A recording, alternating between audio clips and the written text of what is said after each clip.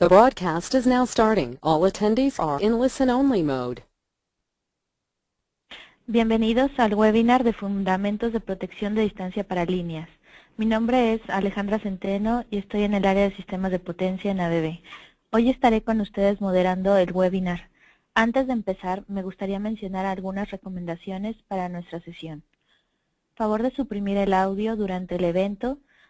Se pueden realizar preguntas mediante la herramienta Question Box en el panel Go to Webinar.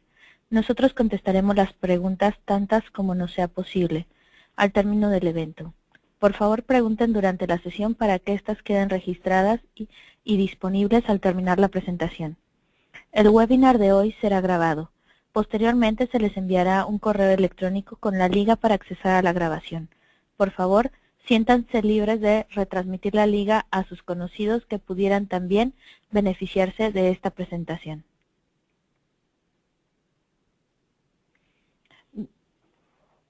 Webinars ABB, Escuela de Relés de Protección.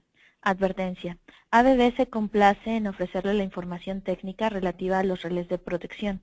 El material incluido no pretende ser una presentación completa de todas las posibles soluciones a los problemas relacionados con este tema.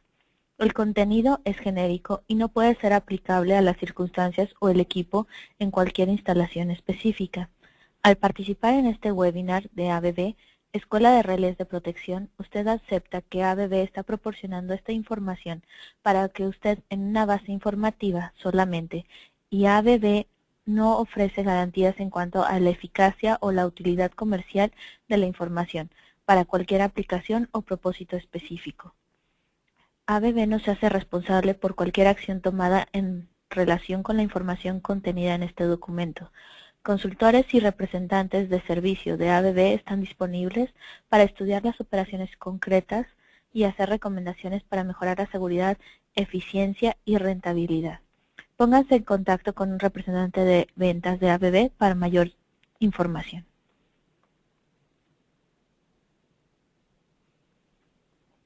Nuestro curso de hoy es Fundamentos de Protección de Distancia.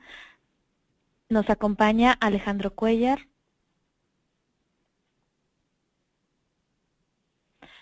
Hablando un poco más acerca de Alejandro Cuellar, él ha tenido varios puestos dentro del área de control y protección, desde ingeniero de pruebas de relevadores, gerente de producción de tableros de control y protección, gerente de pruebas de relevadores, interruptores de alta tensión y tableros media tensión con control y protección, gerente de calidad del área de control y protección, gerente de ventas del área de control y protección, gerente de servicio del área de control y protección, gerente de producto del área de control y protección, gerente de mercadeo del área de control y protección, gerente de proyectos del área de control y protección, gerente de ingeniería del área de control y protección, gerente de operaciones del área de control y protección. Actualmente es el gerente técnico regional de los productos de control y protección para México, Centroamérica y el Caribe. Nos complace dejarlos en manos de Alejandro Cuellar.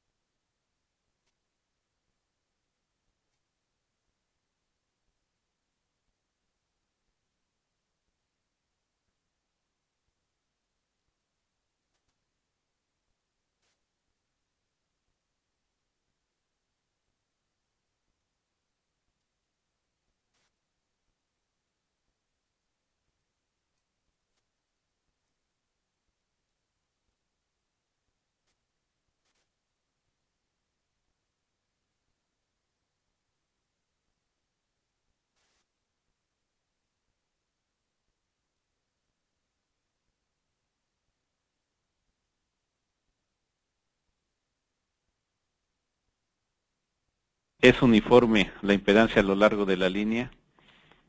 Se considera que son equivalentes y como siempre relacionamos los kilómetros que tiene con una impedancia de la línea, pues comúnmente le llamamos de distancia.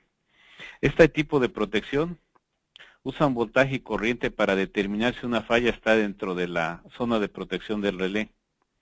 Con esas dos mediciones, de esos dos parámetros, voltaje y corriente, determina la impedancia de falla y ve si está dentro de la zona protegida. Los ajustes que se utilizan para esto son la impedancia de secuencia positiva y la impedancia de secuencia cero de nuestra línea de transmisión a ser protegida. Las aplicaciones, vamos a ver que se puede utilizar en 2 y 3 terminales y se puede aplicar para fallas a tierra, fallas entre fases y puede estar dentro de nuestra zona de protección cargas en derivación. Vamos a ver algo de la historia de los relevadores de distancia. Esto empezó en 1921, donde se utilizó un relevador de sobrecorriente temporizado, que esté en conjunto con un relevador de voltaje. El relevador de voltaje hacía la función de restricción y fue la primera forma de existencia de un relevador de impedancia. Después, en 1929, se implementaron relevadores de impedancia de barra de equilibrio, que vamos a ver un poco más adelante, en los cuales hubo mejora en la velocidad, el desarrollo de la velocidad, y el problema es que este tipo de relevador no era direccional. Ya para 1950 se crea el relevador de copa de inducción, de comparador de fase, el cual nos dio la característica Mo, que es muy conocida. En 1965 se hizo la implementación de estado sólido, ya relevadores con componentes sólidos, ya no teniendo partes mecánicas. Con este tipo de relevadores se siguen utilizando actualmente, pero iniciaron en 1965. En 1984 es cuando empiezan a existir los relevadores microprocesados, los cuales siguen existiendo hasta la fecha, y en los cuales a través del tiempo se han ido haciendo mejoras en los algoritmos y se siguen agregando funciones y se siguen haciendo cada vez más flexibles. Vamos a ver el primer relevador que les habíamos mencionado. Es el relevador de impedancia de barra de equilibrio simple. En este tipo de relevador tenemos una barra en la cual está sujeta a dos fuerzas magnéticas. Una que tiene que ver con una bobina a la que se está aplicando el potencial que nosotros estamos midiendo. En la otra, el potencial que se aplica, la otra bobina, es el producto de la corriente de falla, o sea, la corriente que estamos midiendo por la impedancia por la que está circulando esa corriente, que sería la impedancia de falla en el caso de que esta ocurra. El punto de balance es cuando nuestro voltaje de falla el voltaje nominal entre la corriente es igual a la impedancia ZR. ZR sería la impedancia ajustada. Aquí pueden ver que tenemos un círculo cuyo radio es la impedancia ZR. Esa sería nuestra zona de protección. En el caso de que haya una falla dentro de la zona de protección, lo cual va a hacer que se reduzca la impedancia, va a crecer nuestra corriente R, lo cual va a hacer que tengamos una mayor atracción sobre nuestra barra y eso intentará cerrar el contacto. La fuerza opositoria, que es el voltaje que estamos midiendo en el momento de la falla, se va a reducir, lo cual nos va a permitir que cierre el contacto y podamos realizar un disparo. En cuanto a los relevadores de distancia, ¿cuáles son las necesidades? Bueno, en las líneas de transmisión de alto voltaje los niveles de falla son mayores. Entonces es importante tener una protección rápida y selectiva. Otra necesidad que tenemos es que las fallas se deben despejar muy rápidamente, con lo cual evitamos que haya inestabilidad en nuestra red de potencia, del sistema de potencia, y que tengamos un daño extenso, o sea, un daño grande a nuestras instalaciones, a nuestra red. ¿Cuáles son las ventajas? Bueno, las ventajas es que la impedancia de zona tiene un alcance de impedancia fijo. O sea, nosotros podemos determinar la zona a proteger con mucha más facilidad que en un relevador de sobrecorriente o de otro tipo. Otra es que como tenemos, o sea, basado en ese punto que ese valor es fijo y lo podemos determinar, podemos tener una gran cobertura del disparo instantáneo con seguridad. Nosotros podemos fijar una zona de protección y estar seguros que vamos a proteger de acuerdo al tiempo que nosotros hemos ajustado. En este caso estamos hablando de un disparo instantáneo. Otra es que es muy sensible. Debido a que no depende la decisión de disparar o nuestra zona de protección de los valores de corriente, o sea, podemos tener corrientes de falla muy elevadas o no tanto, y no dependemos de esos valores de corriente, entonces la protección es muy sensible.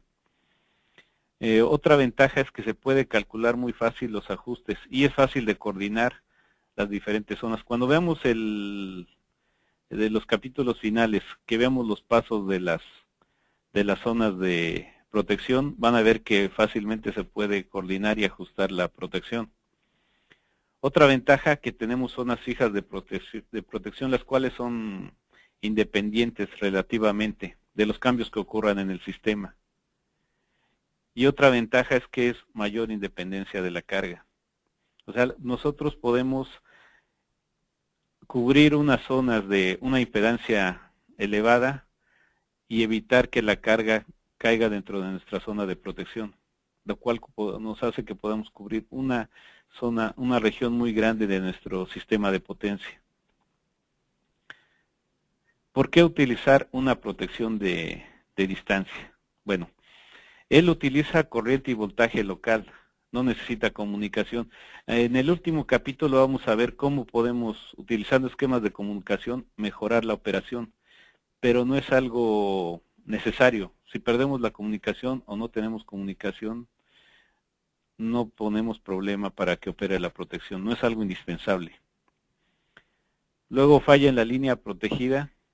El alcance, como es independiente del nivel de corriente de falla, nosotros podemos asegurar que la zona que nosotros ajustamos para proteger esté protegida. Las características de impedancia se pueden escoger de diferentes tipos. Tenemos MO, tenemos cuadrilateral. De hecho, dependiendo del fabricante o dentro de un mismo fabricante, los diferentes modelos de equipos tienen diferentes características de operación para diferentes condiciones. Y otra ventaja, bueno, otra característica es que se puede habilitar como protección remota de respaldo. Aquí tenemos una línea de transmisión que está entre los puntos G y H. La impedancia ZR sería la zona de protección, la que está cubriendo nuestro círculo, y ZL sería la impedancia total de la línea. Tenemos en los dos extremos de la línea transformadores de corriente donde están conectados nuestros relevadores de protección y tenemos fuentes en ambos extremos de la línea. Aquí tenemos nuestro plano de impedancias. Está la característica de operación, que en este caso es un círculo MO. Se ve que estamos cubriendo hasta ZR, el cual es el 80 al 85% de la impedancia total de la línea, o sea, entre las subestaciones G o los buses G y el bus H. Ahora vamos a ver la otra característica de operación. En este caso es un círculo. O sea, el círculo es de una protección de distancia no direccional. Y a este se le está agregando un elemento direccional. Entonces, entre las dos protecciones, o entre los dos relevadores, el direccional y el de impedancia, formamos un relevador de impedancia direccional. Aquí con la línea punteada nosotros podemos ver que en el primer cuadrante y la mitad del segundo y el cuarto cuadrante serían nuestra zona hacia adelante. El tercer cuadrante y una parte del cuarto y el segundo cuadrante sería la zona hacia atrás. Si nosotros decidimos que nuestro relevador vea fallas hacia adelante, entonces ahí se ve la región de operación y la región de no operación. Bueno, también fuera del círculo es una zona de no operación, o sea, sería no operación fuera del círculo y en la parte hacia atrás en caso de que nosotros hayamos decidido ver hacia adelante. Aquí tenemos otro característica MO. En este caso se trata de una característica MO autopolarizada. Se puede ver que el círculo pasa por el origen de nuestro plano y estamos protegiendo más o menos al 80% de la impedancia de la línea. Dentro del círculo sería zona de operación, fuera del círculo de no operación. Aquí tenemos otra característica, en este caso estamos hablando de polarización cruzada. En este caso de polarización cruzada estamos viendo la impedancia de fuente. O sea que nuestro círculo está desplazado por la impedancia de fuente. Entre mayor sea la impedancia de fuente, más se va a desplazar nuestro círculo hacia el tercer cuadrante. Para las cantidades típicas de polarización que se utilizan son la polarización cruzada, la de secuencia positiva, y en el caso de una falla muy cercana al bus, muy cercana a donde tenemos conectado nuestro relevador, entonces utilizaríamos la memoria, o sea, los valores de voltaje que tenemos en la memoria para hacer la polarización, para determinar la dirección.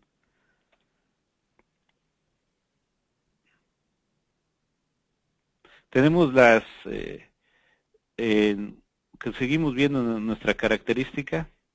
En este caso, estamos poniéndolo en conjunto con una unidad direccional.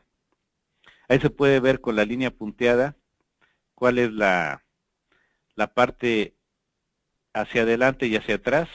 Nuestra zona de protección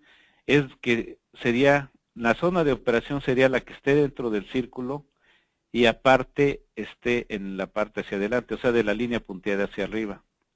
La parte hacia abajo de la línea punteada, aunque esté dentro del círculo, sería de zona de no operación. Ahí se estamos indicando que para unas fallas muy cercanas estaríamos cerca del origen.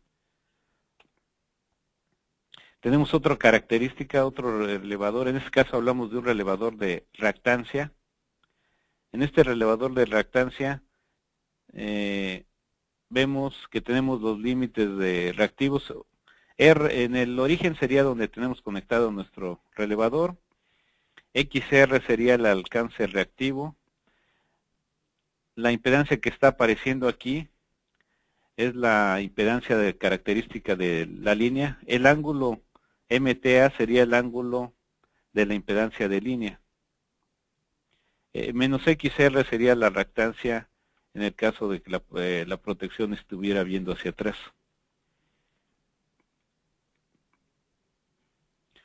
Aquí le estamos poniendo un elemento direccional.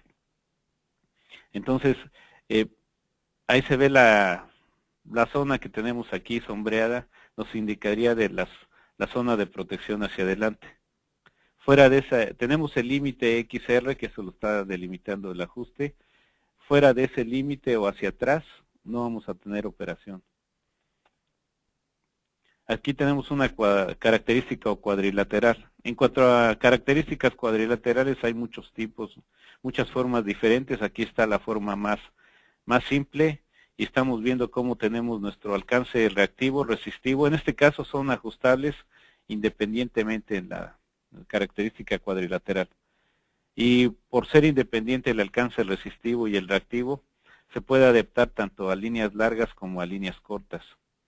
Y también lo estamos usando en conjunto con una unidad direccional, con lo cual nosotros podemos seleccionar que únicamente vea fallas hacia adelante.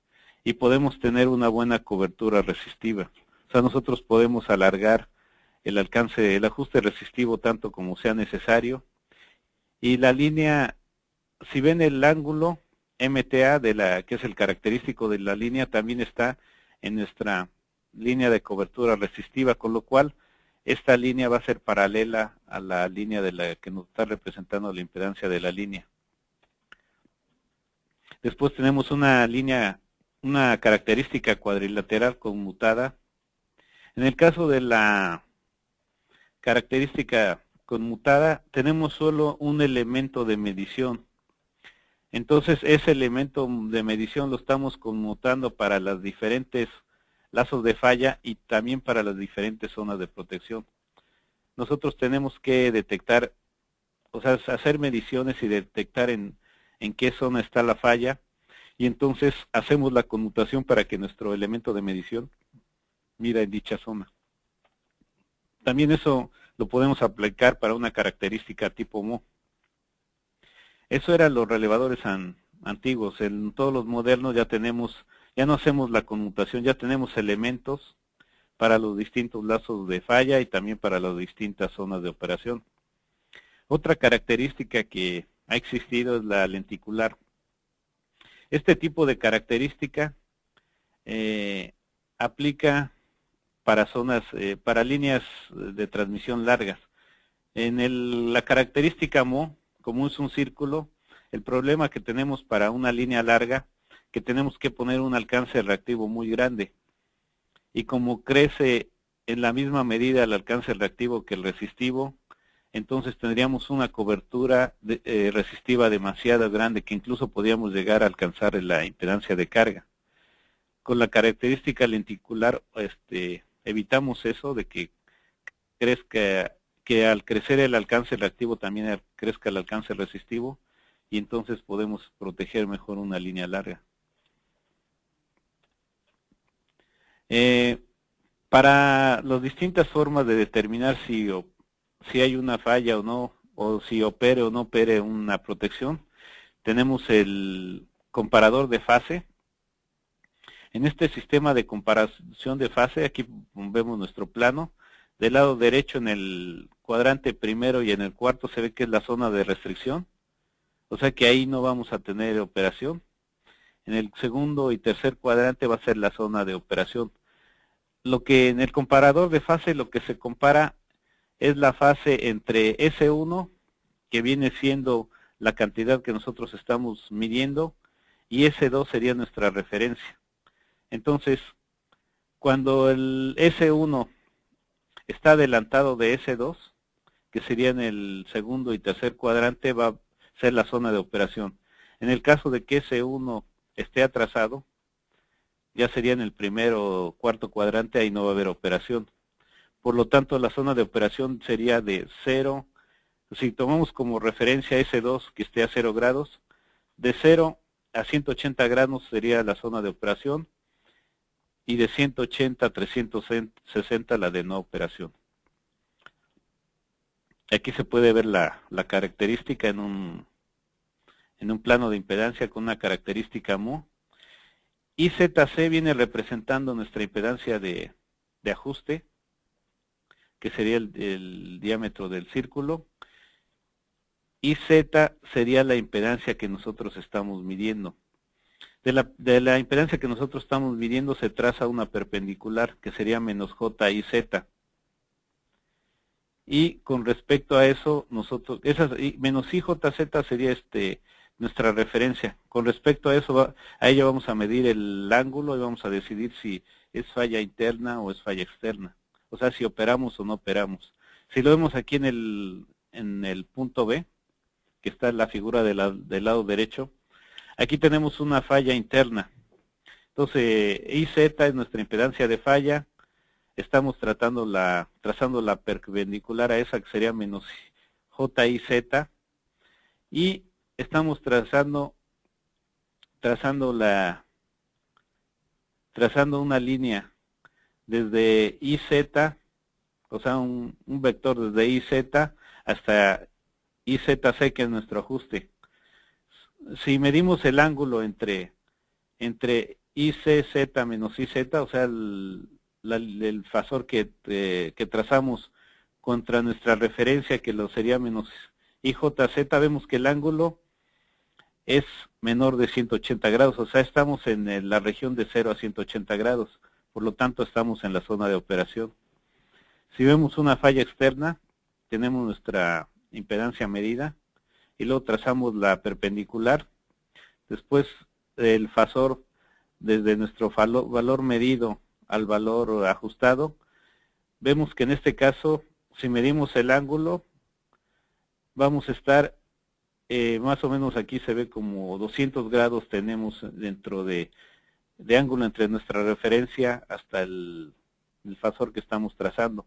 Entonces estaríamos en la zona de no operación.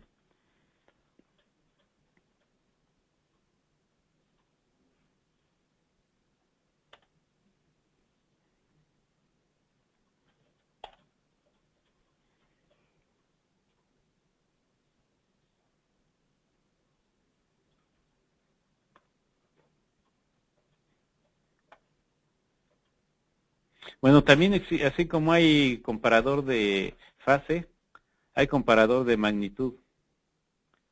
Entonces, en este caso vamos a ver el comparador de magnitud. Tenemos dos cantidades, SA y SB. SB viene siendo nuestra referencia. SA es el valor que estamos midiendo. Entonces hacemos una comparación entre SA y SB. El círculo es la zona de restricción. Quiere decir que si SA es menor que SB, no vamos a tener operación.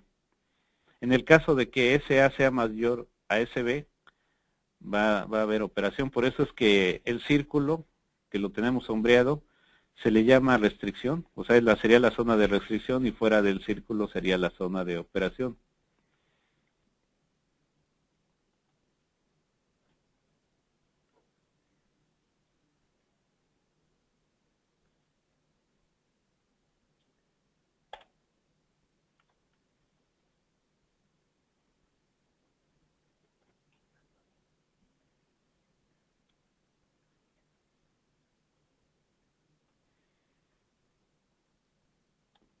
En lo siguiente que vamos a ver es donde está donde tenemos combinación del comparador de magnitud y el comparador de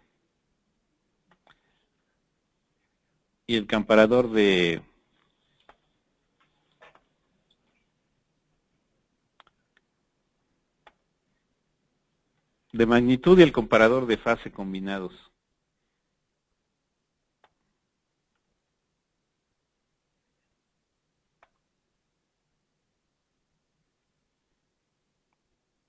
Bueno, aquí tenemos la combinación de ambos. En este caso, primero empezamos con el comparador de fase. Para determinar S1 sería el voltaje medido más la caída de voltaje a través de nuestra impedancia de falla.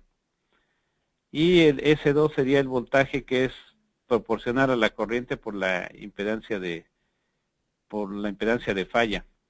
Después, para el comparador de magnitud utilizamos los valores del comparador de fase y obtenemos nuestros valores SA y SB. Si se recuerdan, en el caso de que SA sea mayor que SB no vamos a tener operación. Y la condición para que haya operación es que SA sea mayor que SB. En este caso estamos haciendo una combinación de ambos, del comparador de magnitud y del comparador de fase.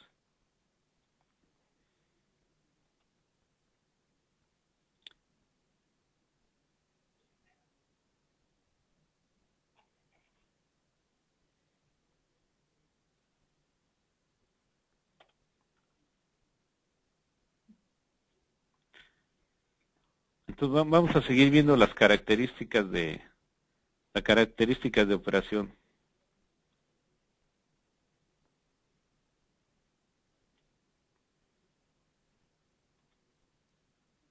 Bueno, hay otras características de distancia. Habíamos visto que teníamos la característica lenticular. Esta característica lenticular se puede hacer formando con dos círculos Mo, y la zona de traslap entre ambos círculos Mo me darían la característica lenticular. En este caso, el disparo va a ocurrir cuando nuestro ángulo esté en la región de más o menos 45 grados, que lo estamos aquí indicando por medio de una zona sombreada.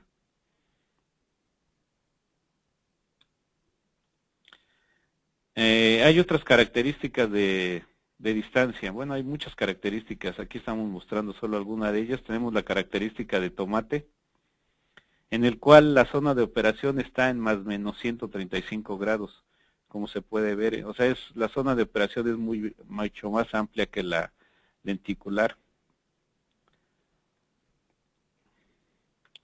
Hay otras características de distancia, como la cuadrilateral.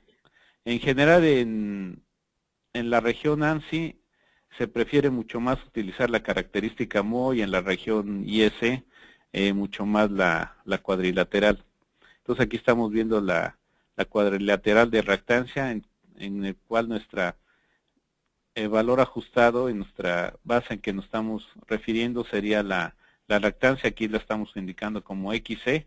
Nuestra zona de operación es más o menos 90 grados, lo cual sería en el plano de impedancia la región de la 1 y la 2. Vemos a nuestra característica cuadrilateral, pero en este caso con una característica resistiva. En este caso, la zona de operación es de más o menos 90 grados, pero tomando como referencia la resistencia. Entonces estaríamos en nuestro plano, estaríamos en la parte 1 y 4, sería la zona de operación. Ahora lo que vamos a ver son los diferentes lazos de falla. Tenemos 6 lazos de falla medidos para cada zona. O sea, tendríamos el lazo de falla entre la fase A y tierra, fase B a tierra, fase C a tierra. O sea, serían las 3 fases a tierra. Ahí estamos formando 3 lazos de medición. Después, para nuestras fallas entre fases, tendríamos el lazo AB, el lazo BC y el lazo CA.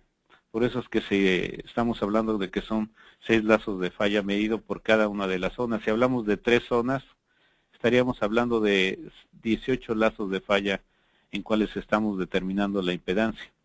Y ese nos van a servir para determinar todos los tipos de falla posibles. Fallas de fase a tierra, fallas entre fases, o fallas de 2 fases a tierra, o falla trifásica.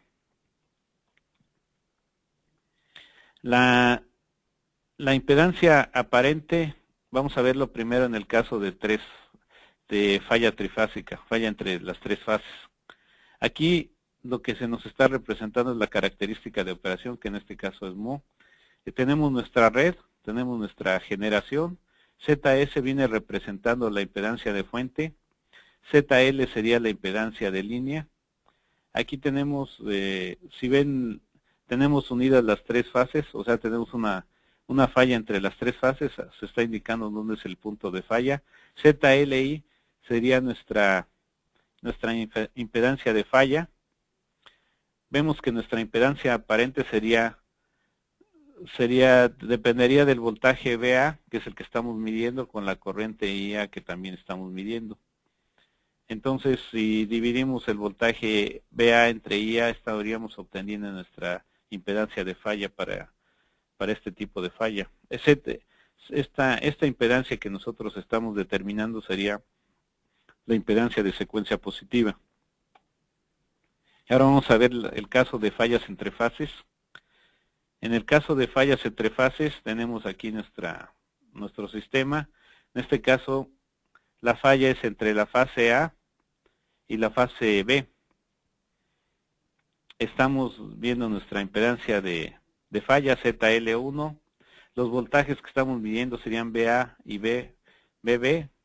Y tendríamos la corriente IA y la corriente IB que estamos determinando. Aquí se ve la ecuación. Como IA es igual a menos IB, entonces sería como poner IA menos IB. Perdón, IA menos IA, si sustituimos en IB el valor de IA, con lo cual vemos que sería sumar dos corrientes iguales, nada más una está a 180 grados de otra, lo cual nos da que sería dos veces la corriente IA multiplicada por la impedancia de falla.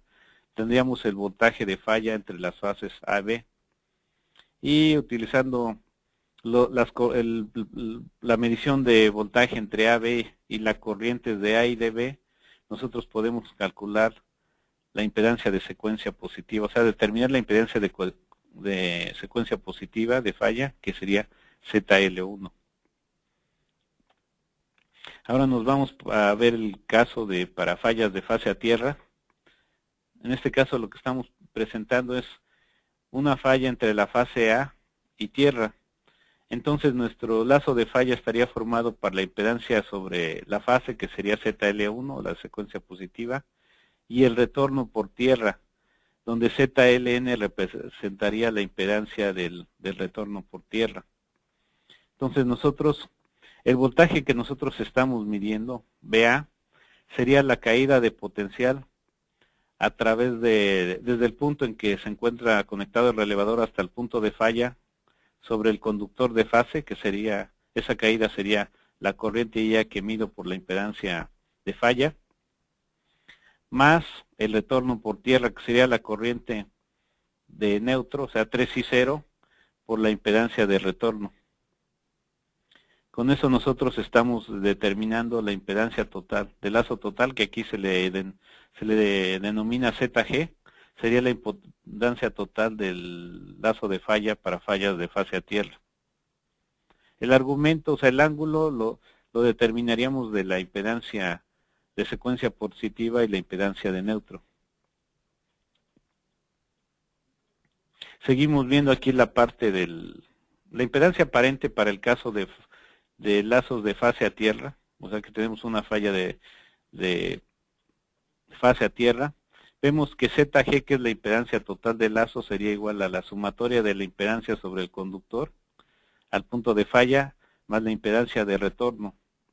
Si en lugar de utilizar la impedancia de neutro, o sea la del retorno, utilizamos valores de secuencia, entonces veríamos que sería igual a bueno, para determinar la impedancia del retorno, o sea del neutro, sería la impedancia de secuencia 0 menos la impedancia de secuencia positiva entre 3.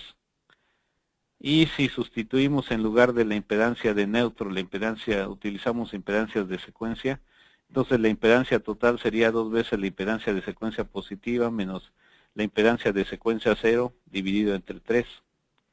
En el caso de que hagamos compensación residual, entonces ya utilizaríamos el factor de compensación homopolar, conocido como KN, que aquí lo vemos que sería la impedancia de secuencia 0 más la de secuencia positiva dividida entre 3 por la de secuencia positiva.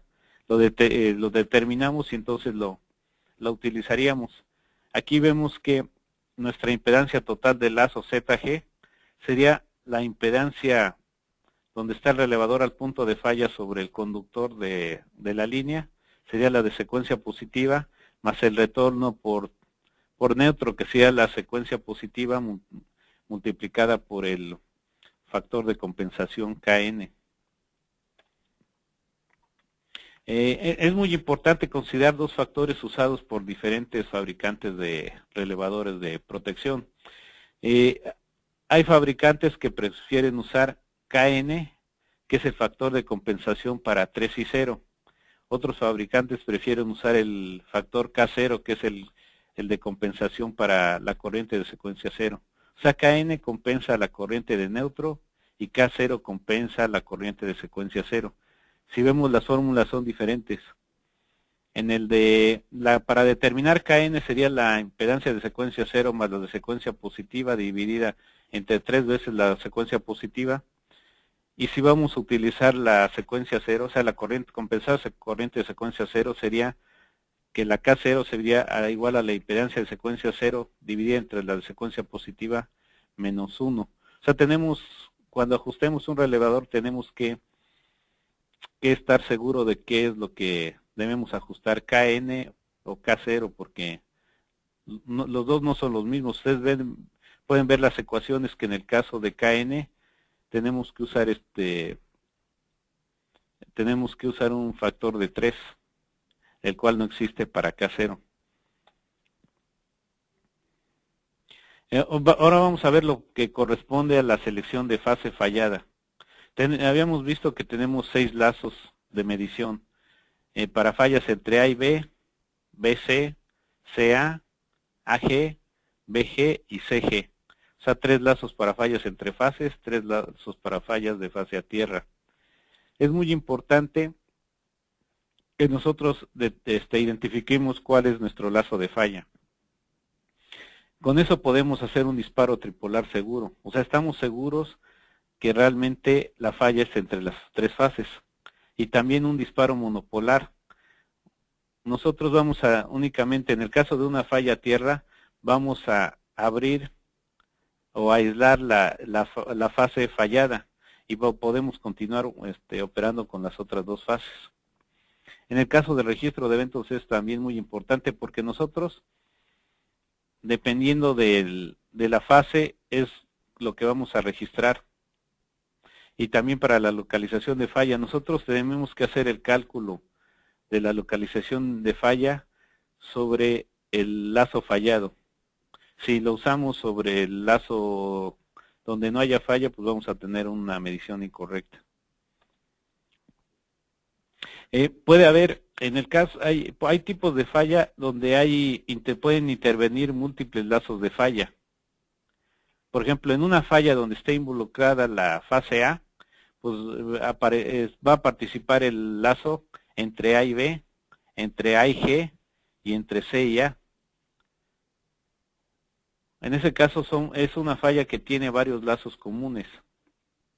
Entonces tenemos que saber exactamente cuál es para poder determinar la magnitud de las cantidades de falla. La carga también puede afectar esa selección y la resistencia de falla. Vamos a ver lo que tiene que ver con la selección de la fase fallada.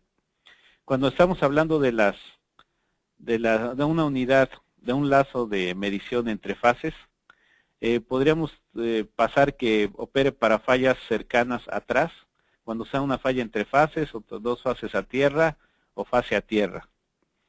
La unidad esta entre fases también puede operar para fallas cercanas hacia adelante de fase a tierra. El caso de la unidad de fase a tierra puede operar para fallas cercanas que ocurran atrás. Y la unidad de entre fases, de un lazo no fallado, o sea, de un lazo en el que las fases están sanas, puede operar para fallas entre fases a tierra que tengan muy alta resistencia. Y una unidad, o sea, el elemento de CA podría operar por una falla en BCG. Y en el caso de que si ocurre esto, entonces nosotros podríamos pensar que estamos detectando falla en CA, en BCG, o sea en BC, y pensar que es una falla trifásica. Entonces por eso es muy importante la selección de fase. Para resolver esos problemas se utilizan supervisión de corriente direccional o valores de secuencia. La selección de fase, ¿cuál es el principal propósito de la selección de fase? Liberar las zonas de medición para un disparo selectivo de fase. O sea, nosotros queremos únicamente liberar o despejar o aislar el conductor en la fase fallada exclusivamente. Y también para dar una indicación correcta, nosotros cuando opera un relevador de protección es muy importante que sepamos exactamente cuáles son las fases falladas. Hay métodos complementarios para asegurar esta selección de fase de alta velocidad, puede ser el método delta o el de componentes simétricas. Si ustedes quieren adentrarse más en lo que es la selección de fases falladas, aquí les damos una referencia. Es una ponencia escrita por 2 ingenieros de ABB, Elmo Price y Torbjörn Einarsson. Elmo Price está en Estados Unidos, Torbjörn está en Suecia. los dos escribieron una ponencia, lo cual lo presentaron en la conferencia del Tecnológico de Georgia. Entonces ustedes pueden encontrar esa ponencia y adentrarse más en lo que es con la selección de fase fallada. Algo importante es la localización de los transformadores de corriente y los transformadores de voltaje en donde nosotros vamos a conectar nuestro relevador de distancia, ya que el alcance de distancia se mide desde el punto en donde estén localizados estos transformadores. La detección direccional ocurre desde este punto donde se encuentran los transformadores. La localización de falla también ocurre desde el punto donde se encuentran ubicados estos transformadores. Usualmente están en la misma localización el de potencial y de voltaje, y la impedancia que haya entre ellos no es medible. Entonces es muy importante la localización de los transformadores de corriente y de voltaje. Ahora lo que vamos a ver son los pasos de la protección de distancia. Básicamente hablamos de 3 zonas o de 3 pasos. Aquí lo podemos ver en la gráfica. Tenemos la zona 1 con un tiempo de operación T1 que normalmente es instantáneo. La zona 2, tiempo de operación T2, que normalmente tiene un ajuste de 300 a 500 milisegundos. La zona 3, con un tiempo T3, que se ajusta normalmente de 800 milisegundos a 1 segundo. Y aquí se ven los criterios. La zona 1 se ajusta del 80 al 90% de la impedancia de fase, de la línea, perdón. Nosotros con la zona 1 idealmente quisiéramos cubrir el 100% de la línea, pero si lo ajustáramos al 100% tendríamos el riesgo de que opere para fallas en el bus, entonces no lo podemos hacer.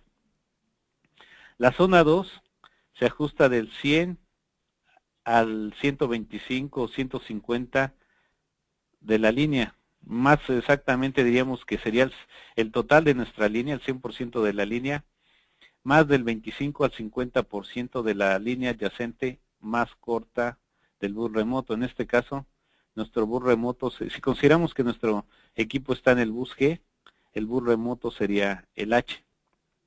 La zona 3 se ajusta al 100% de ambas líneas, más el 25% de la línea adyacente más corta desde el bus remoto. En este caso sería, bueno, aquí lo ven gráficamente dónde está la zona 3. O sea, nosotros tenemos que cubrir las dos líneas, la propia más la siguiente, y un 25% de la línea corta adyacente hasta el bus más allá del remoto.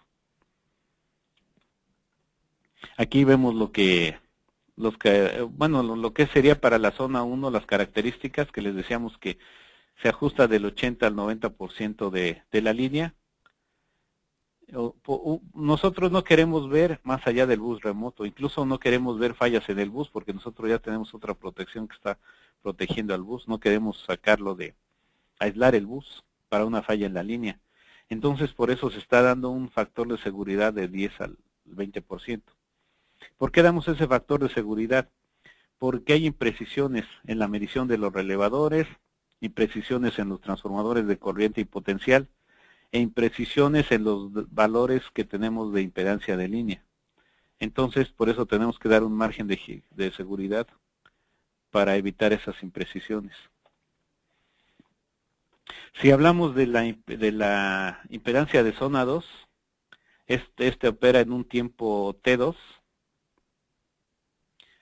El ajuste le tenemos que dar, como esta zona, la zona 2, si ven aquí donde está la H, está traslapándose con la zona 1 del relevador que tenemos en H. O sea, en esa zona tenemos la zona 2 del relevador que está en G y la zona 1 del relevador que está en H. Entonces, no podemos hacer que sea instantánea la zona 2, le tenemos que dar un retardo de tiempo para que sea un respaldo y dé oportunidad a que opere primero la zona 1 y en caso de que fallara la zona 1, entonces opere la zona 2. Entonces por eso es que damos un margen. La zona 2 debe sobrealcanzar el bus remoto. En este caso el bus remoto es el que está en H, pero no debe sobrealcanzar al bus R. Entonces por eso es que cubrimos hasta H y le damos un 20% de la línea.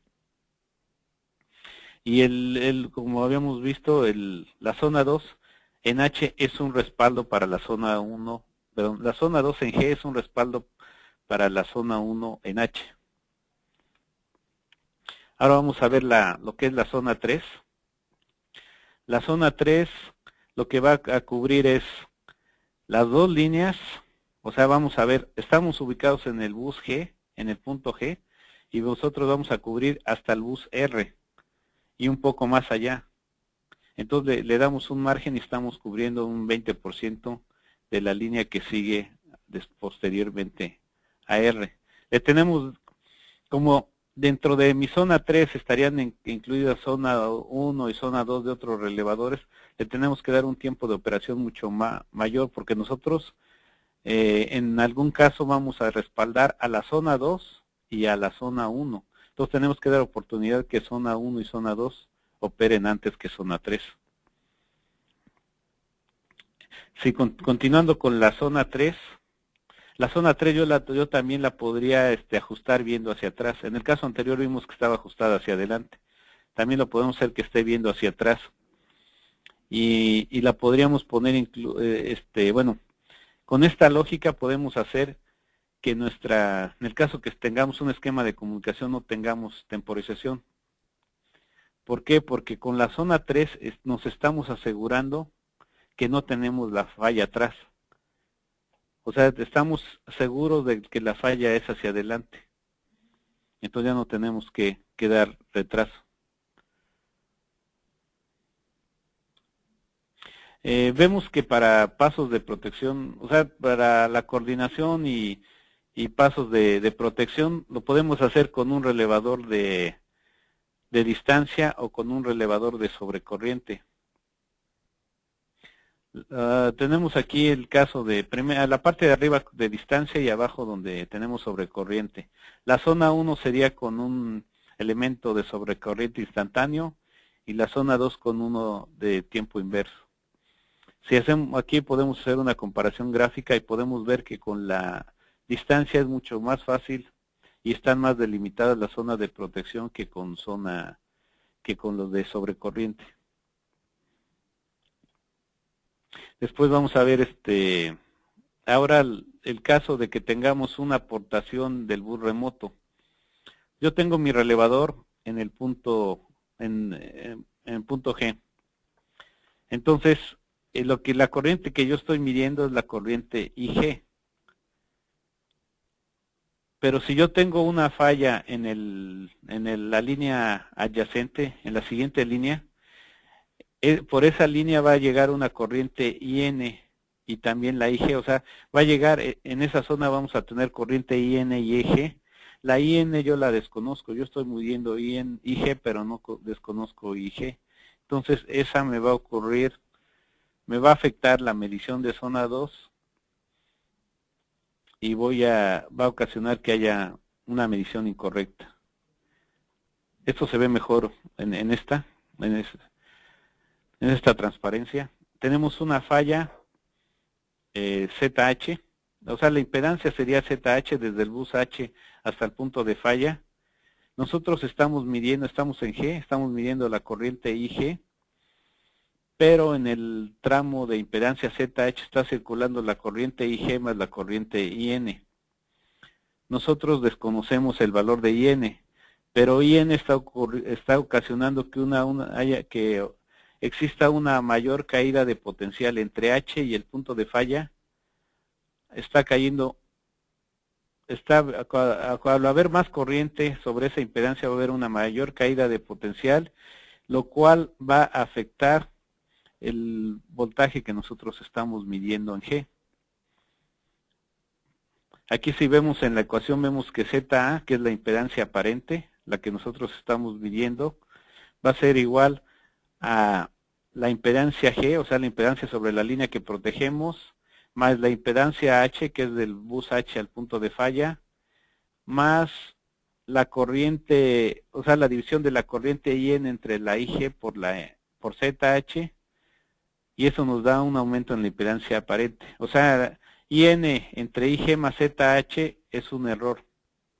Ese valor nos está haciendo que vamos a una impedancia mayor de la que realmente está existiendo.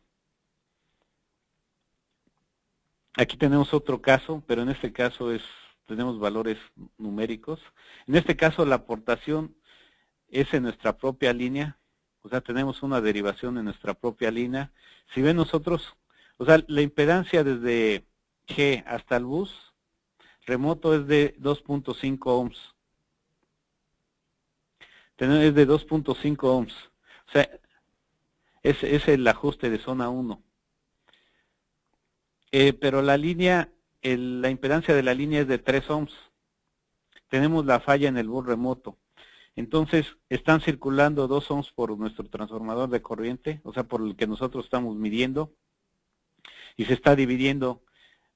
1 ampere continúa por la línea y otro se va por la derivación, que después del bus continúa siendo 1 ampere. Entonces, realmente, si nosotros calculamos nuestra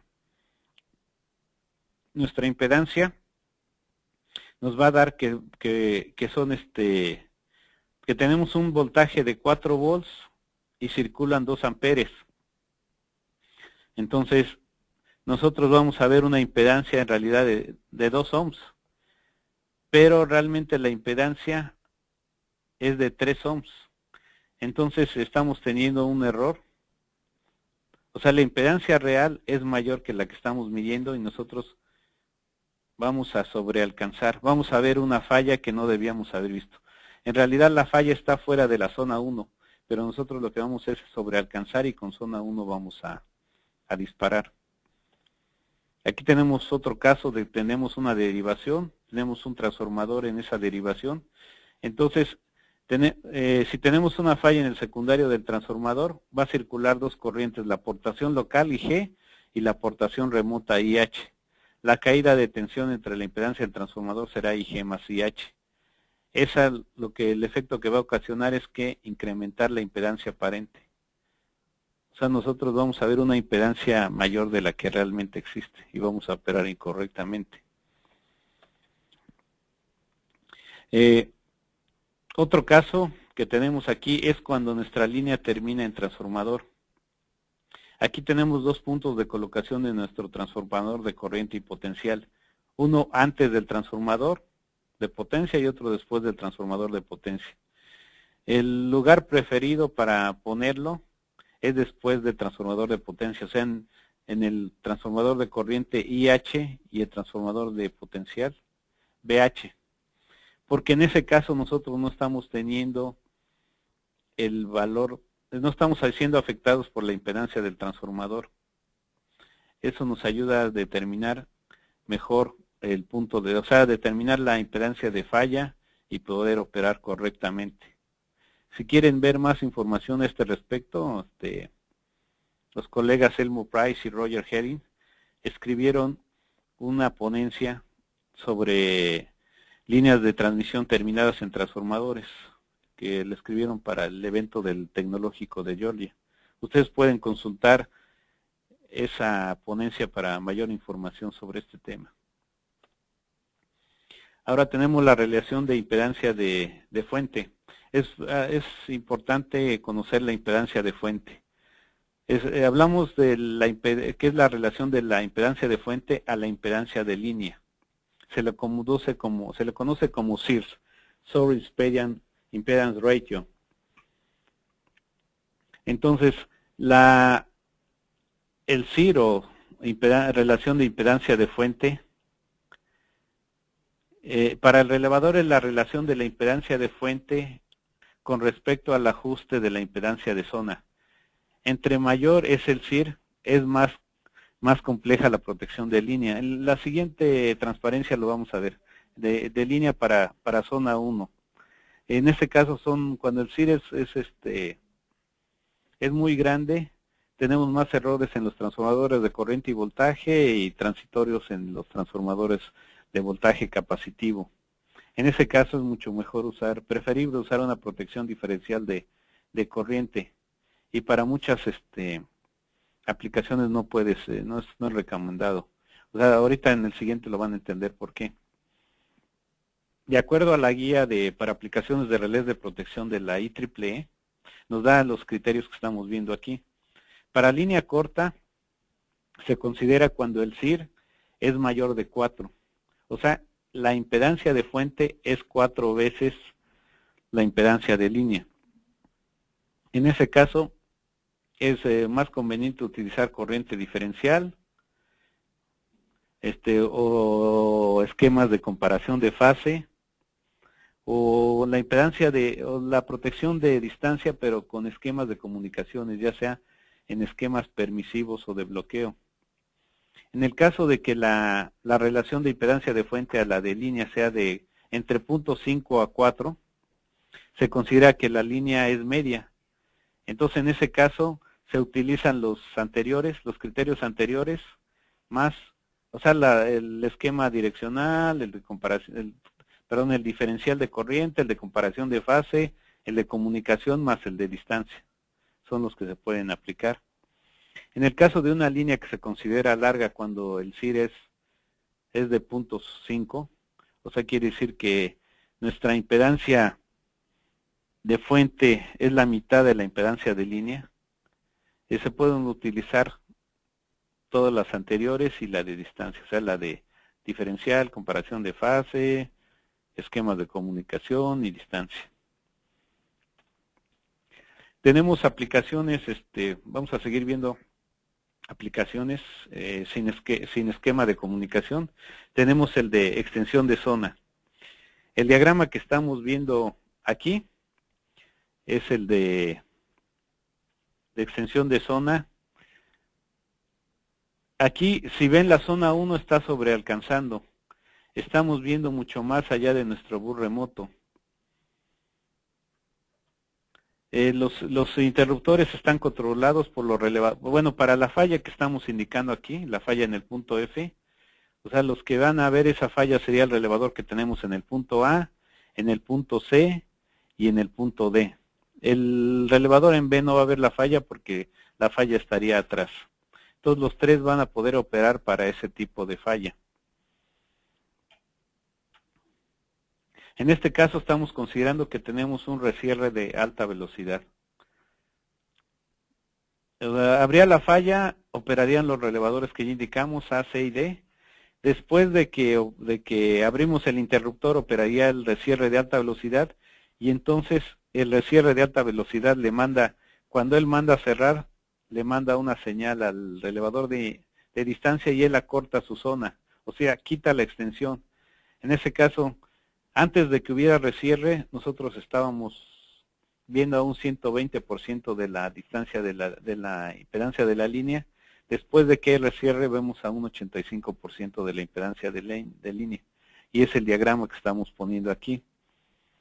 Entonces, en ese caso, el relevador en C dispara instantáneamente. El relevador en A ya no dispara instantáneamente porque ya se acortó la zona 1. La única forma sería que operara en el tiempo de zona 2. El relevador tenemos en D, va a disparar con retraso de tiempo, o sea, con el tiempo de zona 2. Y el relevador que tenemos en A no va a disparar. Ahora vamos a ver, seguimos viendo las aplicaciones sin esquema de comunicación. En este caso tenemos que nuestra impedancia está en más o menos al 85%, la de zona 1, y la de zona 2 al 120%. Tenemos una falla F, una falla desbalanceada en el punto F. El relevador que tenemos en B va a disparar instantáneamente porque cae dentro de su zona 1. La carga, o sea, la corriente antes de la falla sería una corriente de carga balanceada. Tenemos una lógica de pérdida de carga en A. Entonces, las condiciones iniciales es corriente de carga balanceada. Ocurre la falla en F, entonces se pierde, tenemos una sobrecorriente y se pierde la carga balanceada, entonces tenemos unas corrientes desbalanceadas. En este caso, al perder nuestra lógica de pérdida de carga, va a detectar que ya no tenemos una corriente de carga balanceada y va a considerar que hay una falla. Y entonces operaríamos instantáneamente. Ya no, para el relevador que está en A, ya no esperaría, bueno, el que está en B no tiene problema, lo operaría en zona 1. El que está en A, él, en lugar de esperar al tiempo de zona 2, nuestra lógica LLT le dice se perdió la corriente de carga balanceada, dispara de inmediato. Y entonces sería una forma de acelerar el disparo para nuestro relevador que tenemos en la zona A. Aquí tenemos la lógica de cierre con falla, es otra lógica adicional para la operación de nuestro relevador de distancia. Tenemos una falla, en este caso, nosotros estamos suponiendo que tenemos nuestro interruptor abierto, nuestra línea está afuera, está muerta. Algo muy común donde se aplica la lógica de cierre con falla es cuando se le da mantenimiento a la línea. Nosotros dejamos la línea muerta, es decir, abrimos los interruptores en ambos extremos. Por seguridad se aterriza la línea y después a la hora de energizarla a alguien se le olvidó quitar el cable de tierra. Entonces es un caso típico de cierre con falla. Antes de cerrar el interruptor ya la línea está fallada. Cerramos el interruptor y entonces en esas condiciones el relevador no debe estar operando así, esperando que si es en zona 2, operar en tiempo de zona 2, el relevador debe operar de inmediato. Entonces, para eso es que tenemos esta lógica soft. Para activar esa lógica, él tiene que saber que primero que el interruptor está abierto. Una forma de saberlo es con la posición del interruptor. También se puede aplicar la lógica de línea muerta, en la cual él ve que no hay potencial ni hay corriente en la línea. Después, la lógica sabe primero que el interruptor está abierto, que la línea está muerta.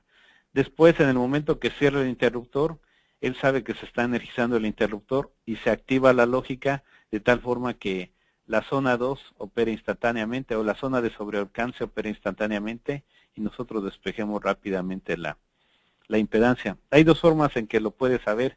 Una es que él no vería ni corriente ni potencial y de pronto lo tenemos.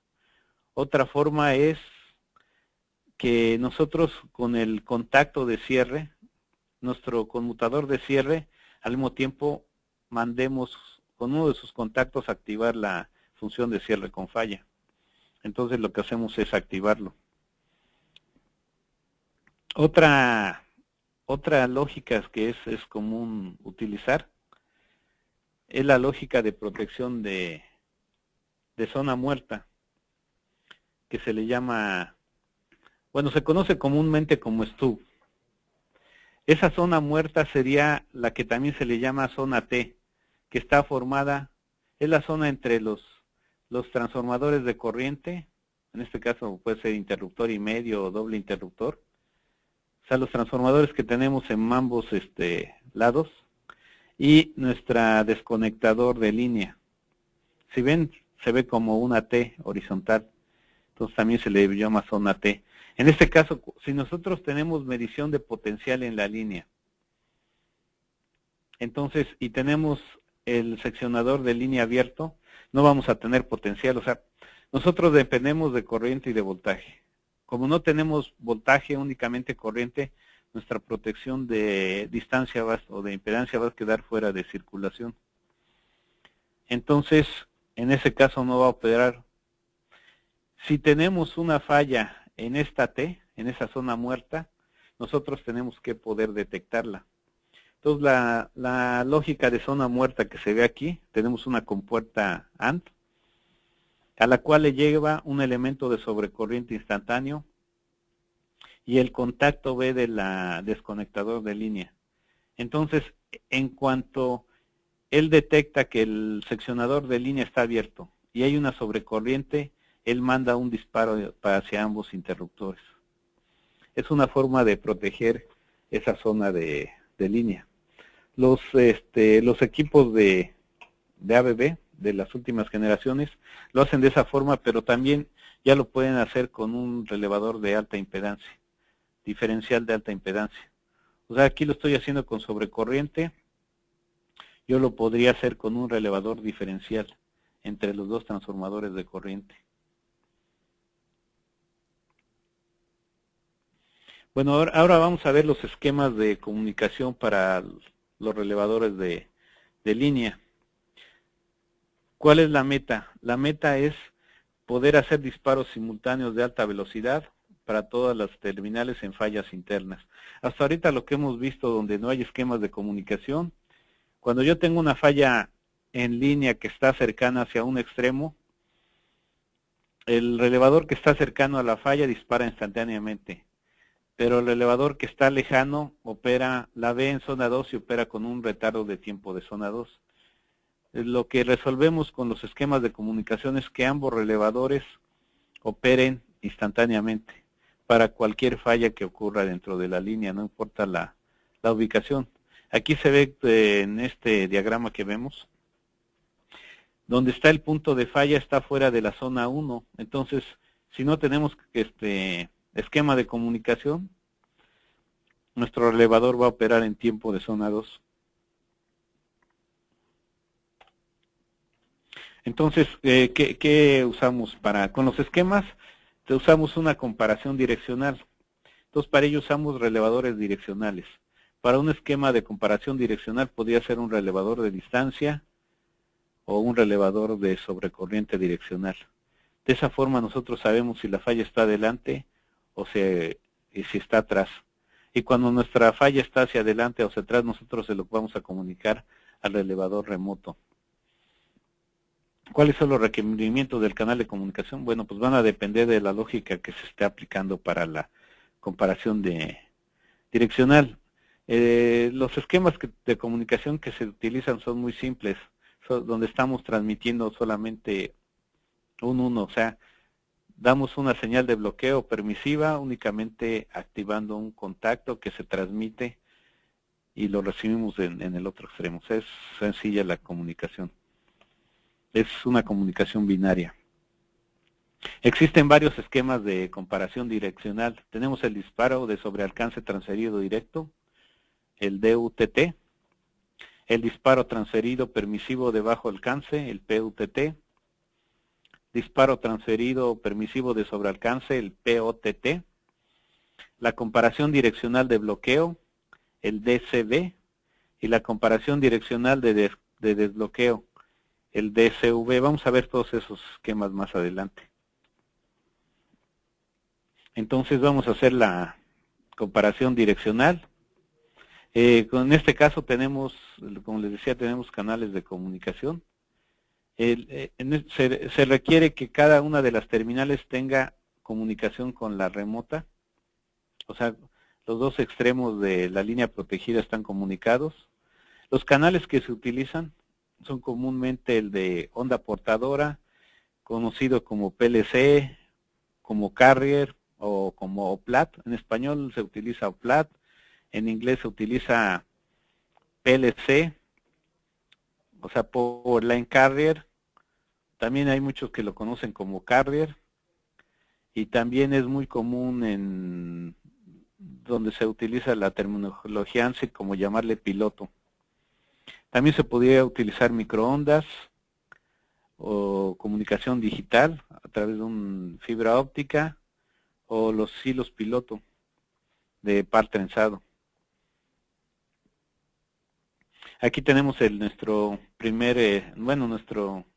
esquema de comunicación que puede aplicar para el esquema de permisivo de bajo alcance, PUTT, el de sobrealcance, POTT, o el de disparo transferido directo. Nosotros tenemos tenemos nuestra zona, la zona 1 de distancia, y con ella vamos, en el caso del PUTT, la zona 1 me va a enviar una señal permisiva a través del canal de comunicación. El otro extremo va a operar en cuanto reciba, él vea que se activa el elemento 21P y recibe la señal permisiva, él va a operar. En el POTT, bueno, la zona 21P es una zona que está sobrealcanzando. Y en ambos casos, en el PUTT o en el POTT, la zona 21P es la zona de sobrealcance. La diferencia es entre PUTT y POTT es quién es el que envía la señal permisiva. En el de bajo alcance, el que lo envía es una zona de bajo alcance, sería la zona 1. En el POTT, el que envía la señal sería una zona de sobrealcance, que sería la zona 2. O sea, 21P equivaldría a zona 2 y 21.1 equivale a zona 1. En el caso del esquema DTT, de disparo transferido directo, envía el disparo transferido la zona 1. O sea, la zona 1 ve que está la falla, él dispara su interruptor y manda al interruptor remoto. Si el interruptor, al relevador remoto, si el relevador remoto detecta que hay falla hacia adelante, entonces dispara de inmediato. En el DTT, él dispara su interruptor y dispara el de interruptor local.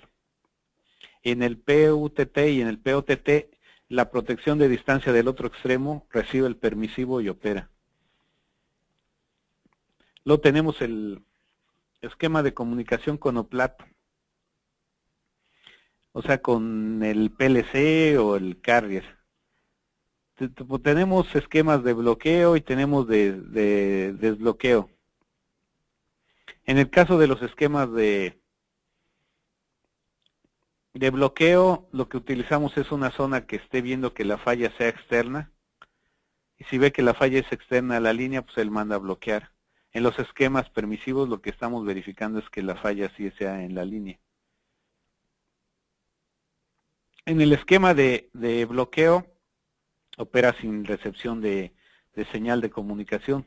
O sea, porque si recibe la señal de comunicación es una señal de bloqueo. Entonces, cuando no reciba quiere decir que no hay bloqueo, que la falla sí está en la línea y opera. En la de desbloqueo opera con un permisivo de desbloqueo.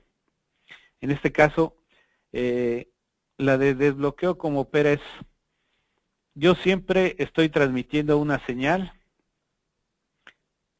de desbloqueo, o sea, en condiciones normales. Y la de operación se transmite solo cuando yo estoy enviando una señal de un relevador al otro. Entonces siempre una es 1 y otra es 0. Condiciones normales está la de desbloqueo, o cuando ocurre la falla se manda la señal permisiva y se quita la de desbloqueo. Este tipo de esquema se utiliza cuando, imagínense que como estoy usando como medio de comunicación el conductor de la línea de transmisión, en el caso que se rompa el conductor, pues no va a llegar ninguna señal, ni la de desbloqueo ni la de permisiva. Entonces, en ese caso, si no me llega ninguna de las dos, yo considero como que hubo una transmisión y opero. Como comunicaciones habíamos hablado de que hay distintos medios. En la época actual también ya se puede usar fibra dedicada de relevador a relevador. Y entonces nosotros, ese va a ser nuestro canal de comunicación y por ahí vamos a mandar nuestras señales de disparo, las permisivas y las de bloqueo.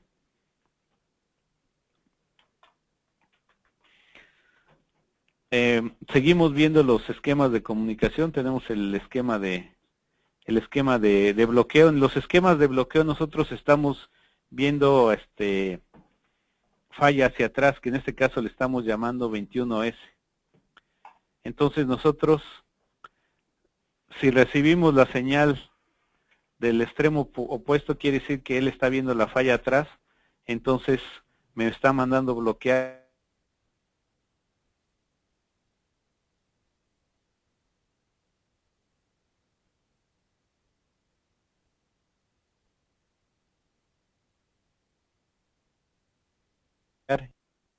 No se requiere canal para disparo porque el canal es para bloqueo.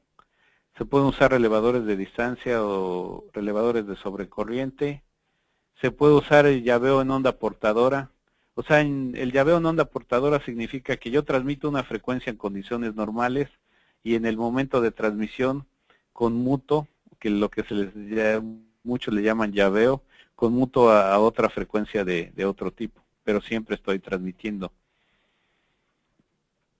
Se puede manejar para lógicas de interruptor abierto y aportación débil. ¿Cuáles son las ventajas? Es menos seguro, hay una cierta tendencia al sobredisparo. El canal es más lento. ¿Por qué? Porque yo tengo que, para operar correctamente, tengo que dar un tiempo de tolerancia esperando a que me llegue la señal de bloqueo. O sea, doy un tiempo. Si en ese tiempo no me llega la señal de bloqueo, entonces yo disparo. Entonces eso lo hace lento. Otro, pues que en el caso de que haya pérdida de canal, yo puedo considerar que, o sea, la otra protección puede mandarme bloquear, pero como hubo pérdida de canal no me va a llegar, y entonces yo puedo considerar, no me llegó el bloqueo, entonces voy a operar, y entonces voy a operar incorrectamente. Como el canal, lo normal es que esté apagado, ya sea que no haya falla o que haya falla en la línea, entonces requiere una verificación periódica del canal, porque la única condición en que va a transmitir es cuando haya una falla y esta falla esté fuera de la línea.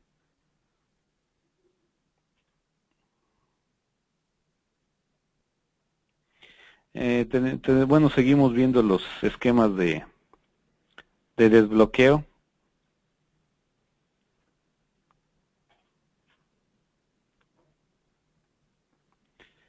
Perdón, vamos a ver los de...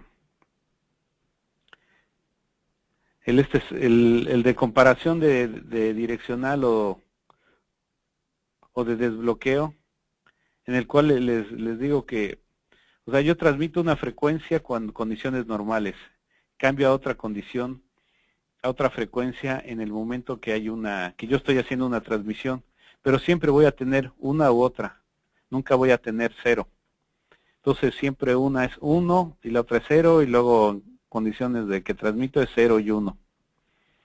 Y es cuando, en el caso de que yo tenga un 0, 0, quiere decir que realmente sí hay falla en la línea y entonces yo voy a considerar que hay una falla.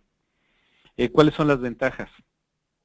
Las ventajas es que puede ser relevadores de sobrecorriente o de distancia para fallas a tierra. O sea, particularmente el de sobrecorriente es muy, ayuda mucho y es muy preciso para fallas a tierra. Es muy seguro porque él debe recibir una señal de desbloqueo. Si no la recibe, opera. Hay un monitoreo continuo con una ventana de 150 milisegundos para disparo, después de que hay pérdida de canal. O sea, el de que se pierde el canal, o sea que estoy perdiendo la señal de desbloqueo, tengo en un rango de 150 milisegundos para operar. ¿Cuáles son las desventajas? Que requiere esquemas especiales para manejar? En caso de que haya aportación débil, o sea que donde yo estoy haya una generación fuerte y del otro lado hay una generación débil que va a aportar muy poco a corriente de falla, ahí necesito esquemas especiales. O haya situación de interruptor abierto, donde no vaya a haber aportación remota de corriente. O sea que el extremo remoto no vea la falla. Tenemos el disparo transferido directo de bajo alcance. En este caso la zona 1, que es la de bajo alcance, es la que va a hacer la transmisión del disparo.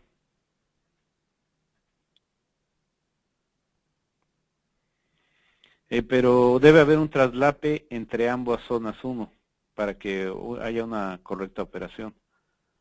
¿Cuáles son las ventajas?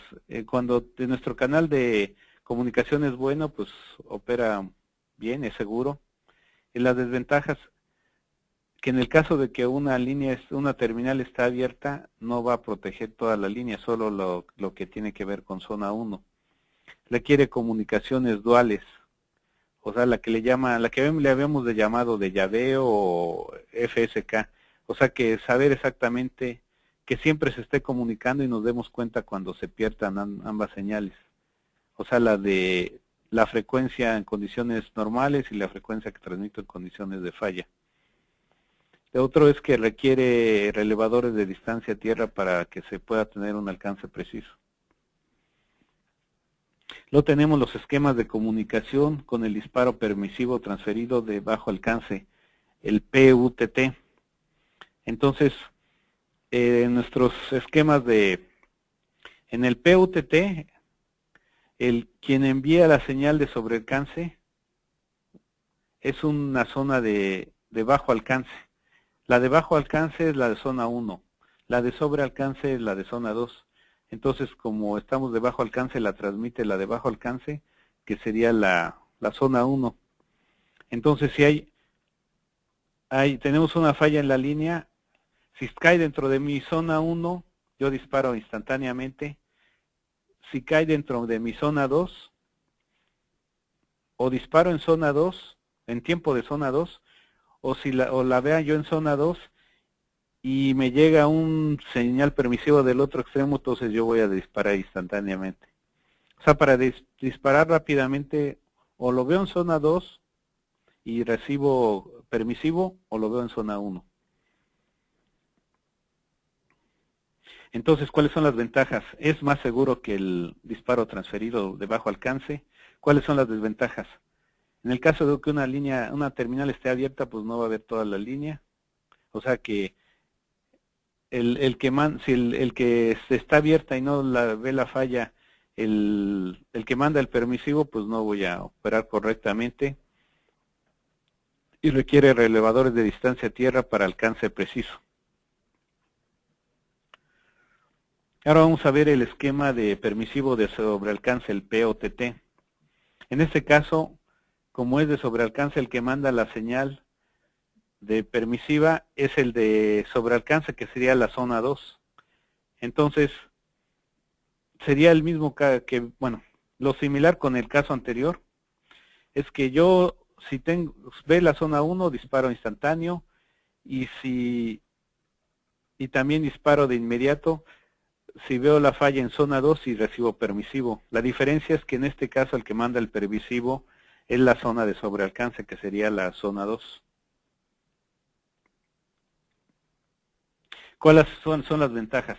Bueno, que puede usar relevadores de distancia sobre corriente, particularmente para fallas a tierra, donde el de sobrecorriente no tiene problemas con fallas de alta resistencia. Es muy seguro, debe recibir un permisivo, hay un monitoreo continuo de canal. ¿Y cuáles son las desventajas? No dispara para fallas internas con pérdida de canal. O sea, si no tengo canal no puedo recibir el permisivo y no voy a operar.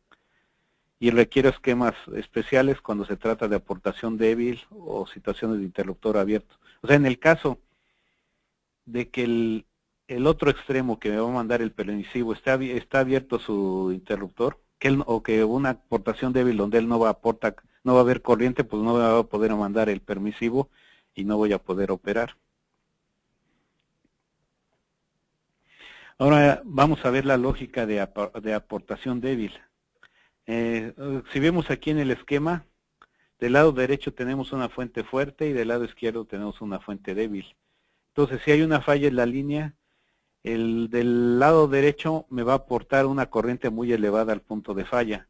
El lado izquierdo va a aportar una corriente muy baja, prácticamente nada. Entonces, en ese problema, esta condición nos puede afectar para esquemas de permisivos y de desbloqueo.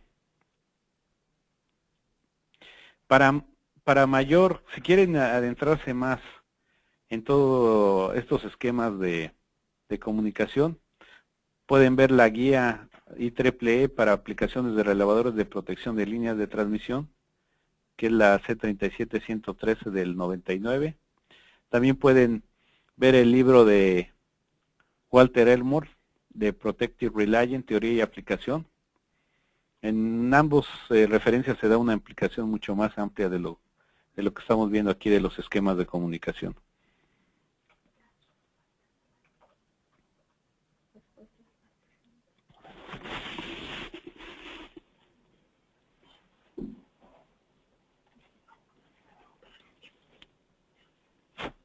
A ver, vamos a ver aquí unas preguntas.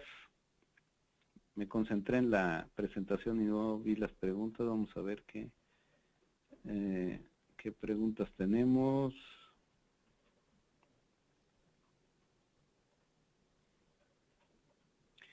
¿Qué propósito tienen las tres zonas en un relé de distancia?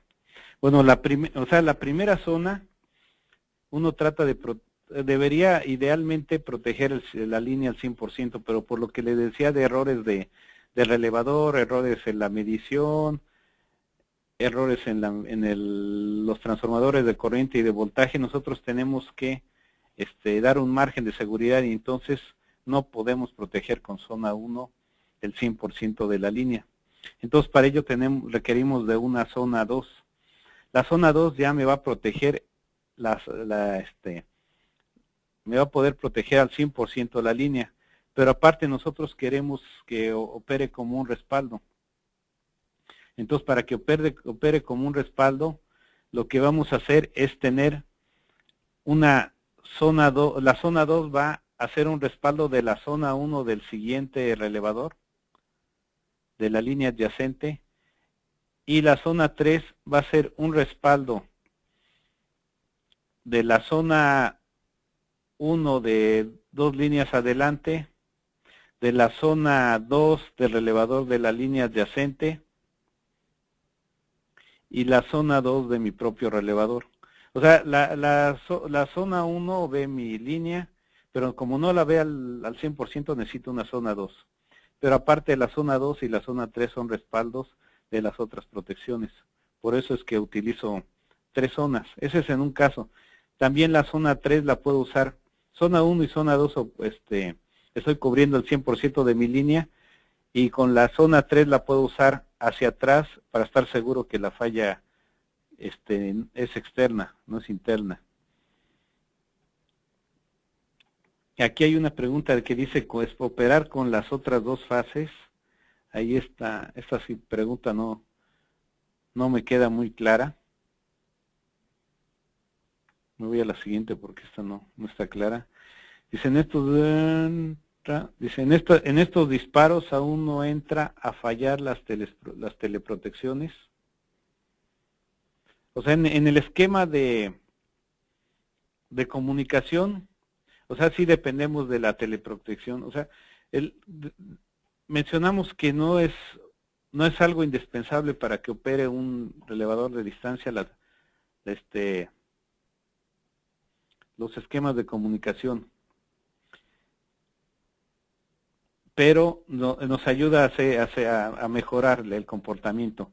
Si falla el esquema de comunicación, pues entonces ya no vamos a operar instantáneamente más que para fallas que tengamos en zona 1. O sea, no va a ser el mismo operación. O sea, no vamos a tener las ventajas de tener un esquema de comunicación.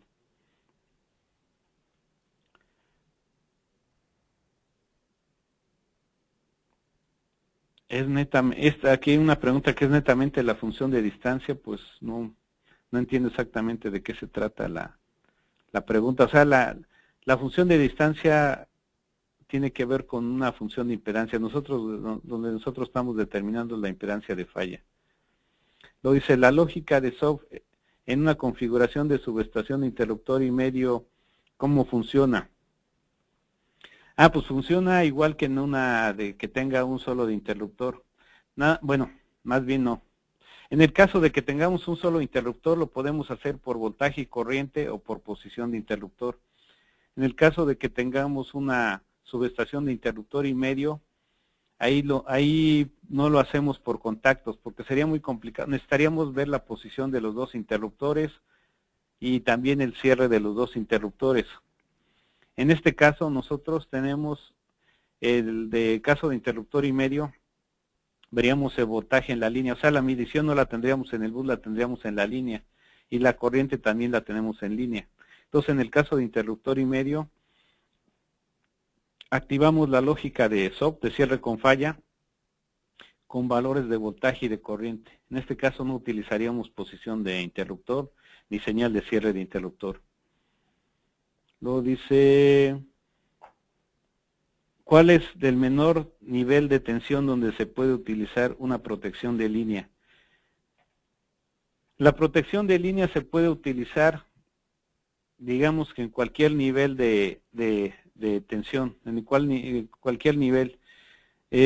Casi se utiliza, los valores que se utilizan comúnmente es de 69 kilovolts hasta 800 kilovolts. Pero no es el hecho de que no se usen voltajes menores no es una razón técnica. No es una razón técnica, más bien es una razón económica. O sea, para alimentadores de media tensión o hacia abajo, es mucho más barato utilizar un relevador de sobrecorriente direccional que uno de distancia. Entonces, más bien obedece a razones económicas más que técnicas. Tengo entendido que en los países árabes, donde tienen mucho dinero, ahí en alimentadores de media tensión, utilizan relevadores de distancia. O sea, les digo, es más bien cuestión económica que técnica. Favor de explicar el esquema de comunicación en LDSM, sí. O sea, digamos que mi equipo de comunicación lo tengo integrado en el propio relevador. O sea, el relevador tiene un módem óptico. Cada uno de los dos relevadores que tenemos en los dos extremos tiene su módem óptico. Entonces yo conecto una fibra directa de relevador a relevador. Entonces, a través de este módem óptico que tiene integrado el relevador, yo estoy transmitiendo señales binarias. Entonces yo ahí puedo transmitir la señal de bloqueo y puedo transmitir la señal permisiva, puedo transmitir una señal de disparo directo. O sea, en ese caso, en lugar de tener el equipo de comunicación externo, el equipo de comunicación está integrado en el elevador. Esa es la diferencia.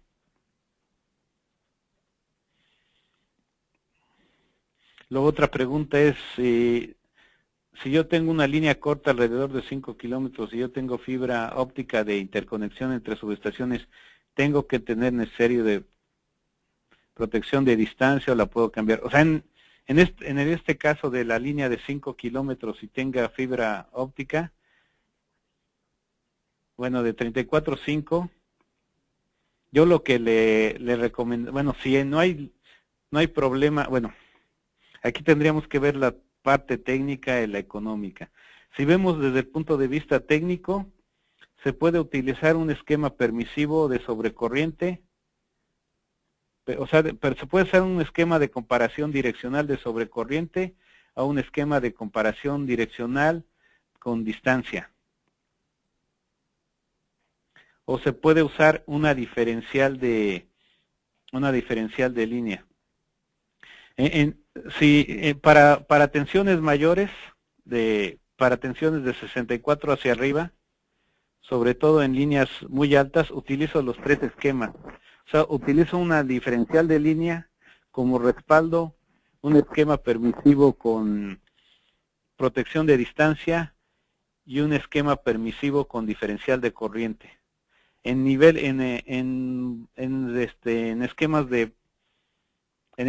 de niveles de voltaje bajo, o sea, de media tensión, ahí se utilizan esquemas permisivos de sobrecorriente. Pero les digo, es más a razones económicas que técnicas. O sea, si tengo presupuesto para utilizar un relevador que tenga, por ejemplo, de ABB el 670, entonces en un 670 ahí tengo un esquema de diferencial de línea, tengo un esquema de distancia en comparación direccional y tengo un esquema de sobrecorriente en comparación direccional. Si mi presupuesto no me alcanza, pues entonces utilizo un relevador que tenga un relevador de sobrecorriente direccional y utilizo un esquema de comparación direccional.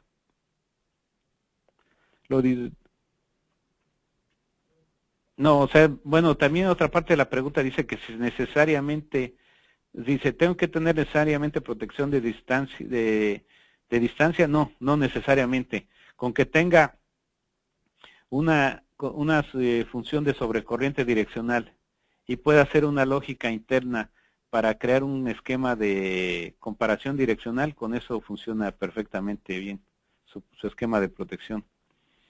Luego hay otra pregunta, dice, en el caso de tener una línea aérea conectada a cable subterráneo, ¿cómo elijo el valor de Z1?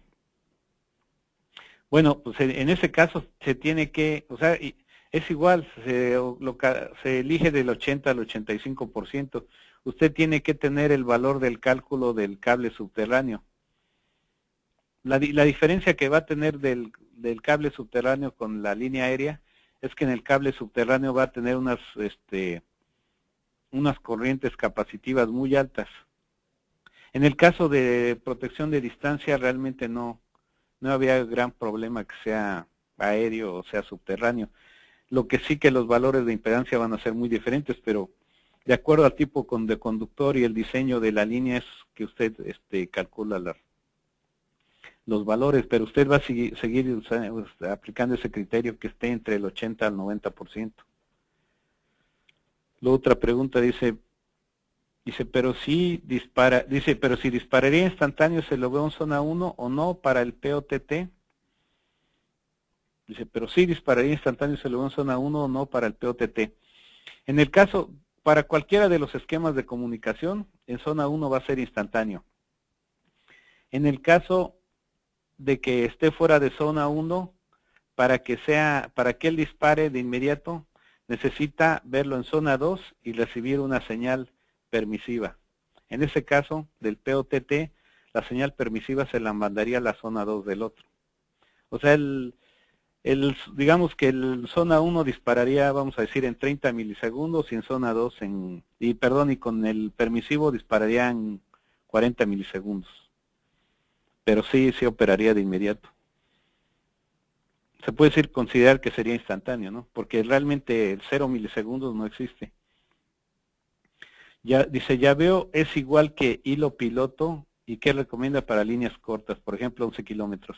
No, a lo que me estoy refiriendo con llaveo, a la que se refiere la presentación con llaveo, no tiene que ver con hilo piloto. Hilo piloto es el medio, así como es hilo piloto, puede ser microondas, puede ser fibra óptica, puede ser carrier sobre la línea de transmisión, o sea, es el medio. Más que nada lo que me refiero con llaveo es que en condiciones normales siempre estoy transmitiendo una frecuencia. O sea, siempre se está transmitiendo algo. Una frecuencia me indica que no estoy transmitiendo y otra frecuencia me dice que estoy transmitiendo. O sea, siempre vamos a decir que a la frecuencia, vamos a decir que sea 1,0 cuando condiciones normales y 0,1 en el momento que yo transmito. Y si se rompe el cable entonces va a ser 0,0. O sea, lo que hace que el llaveo significa, o llaveo conmutación, que estoy conmutando de una frecuencia a otra frecuencia diferente. Eso es a lo que me estoy refiriendo. Y luego dice, usted dijo que la apertura monofásica permite aislar una fase y permitir trabajar con las otras dos. Sí, en los esquemas de operación monopolar, si la falla es de, por ejemplo, la fase B a tierra, primero yo tengo que tener un interruptor, 3 interruptores monopolares, o sea que puedan abrir independientemente cada una de las fases. Y tengo que tener una protección que pueda operar en forma monopolar.